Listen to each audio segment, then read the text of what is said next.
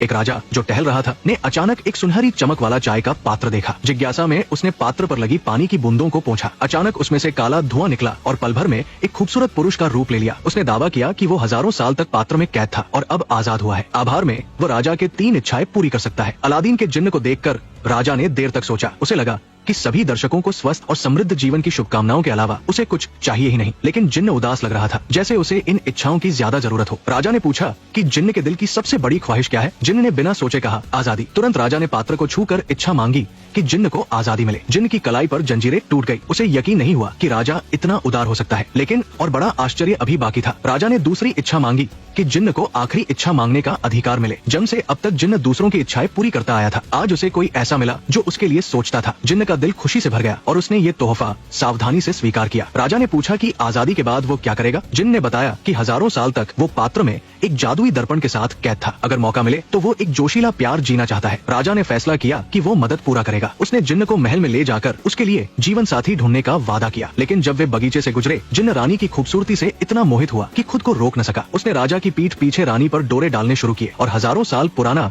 जादुई दर्पण रानी को प्रेम निशानी के रूप में दे दिया। कुछ समय बाद राजा ने जिन्न को बुलाया। उसने बताया कि रानी के डायरी से उसे शक है कि रानी का दिल किसी और के लिए धड़कता है, लेकिन कोई ठोस सबूत नहीं है। मजबूरी में उसने जिन्न से रानी के प्रेमी की गुप्त जांच करने को कहा। जिन्न वापस लौटा और सोचने लगा कि कैसे राजा को बेवकूफ बनाए। तभी रानी का बाप घबराया हुआ आया। उसने बताया कि उसकी बेटी को राजा ने कैद कर लिया है। केवल जिन्न ही गार्ड्स को चकमा देकर एक खास डिब्बा रानी तक पहुंचा सकता है, जिसमें उसकी आजादी का रास्ता है। अपने प्रेम की फिक्र में जिन्न ने सब जोखिम उठाकर रानी के कमरे में घुसकर डिब्बा दिया। दोनों ने अपने दुख साझा किए, लेकिन जब डिब्बा खोला तो उसमें जिन्न के वतन से लाए 2 जहरीले सांप निकले। रानी ने कहा कि राजा से शादी में उसे कोई सुख नहीं, शायद सांपों के जहर से मरकर ही वो इस जेल से हमेशा के लिए आजाद हो सकती है। उसने जिन्न से अलविदा कहा। इस जन्म नहीं, अगले जन्म में मिलेंगे। वो सांपों को छूने ही वाली थी कि जिन्न ने उसे रोका। वो राजा को मारकर रानी को सुख देना चाहता था। जिन्न ने डिब्बा लेकर राजा के बिस्तर के पास रख दिया। उसने 2 जहरीले सांपों को छोड़ा जो रेंगते हुए राजा के बिस्तर तक गए। जब जिन्न सुबह होश में आया, सांपों ने राजा के गले पर डस लिया था। कुछ ही पल में राजा मर गया। जिन्न को लगा कि अब वो और रानी हमेशा साथ रहेंगे, लेकिन रानी ने कहा कि महल के गार्ड्स को राजा को मारने वाले सांप मिल गए हैं। वो प्रजाति